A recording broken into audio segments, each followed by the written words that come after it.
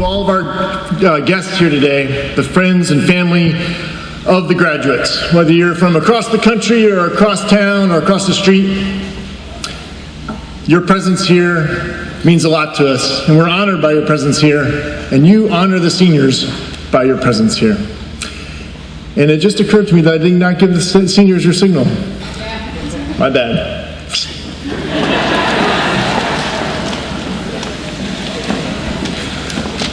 Sorry about that, seniors. It threw me that we were off on this song. But thank you and welcome. I also want to extend a warm welcome to all of my colleagues on the faculty, without whom none of this would be possible. Good morning, faculty. And to Missy O'Connor, our school board chair. Good morning, Missy. And most especially to this year's senior class. Good morning, seniors.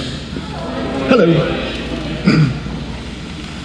And to make this event happen, there are always those people who are behind the scenes, not on the stage, quiet, humble workhorses that make this actually work, there's a lot of them, and I'd like to name a few. Kim Rossi, Ann Kayala, Jim Malone, Gary Angus, Don Rice, and Nick Galin. Thank you all so much.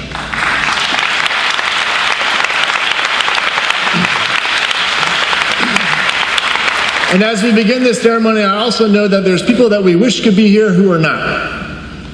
People that are part of us, essential to who we are, but they can't be here, whether because of geography or death or some other adversity, can't be here. And so I'd ask, if you will, if we could just take a brief moment of silence to call those people to mind.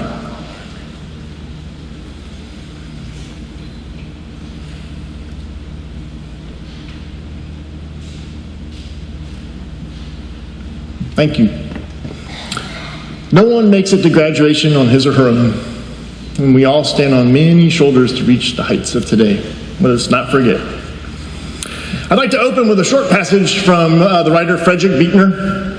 It's sort of a prose poem. It's short.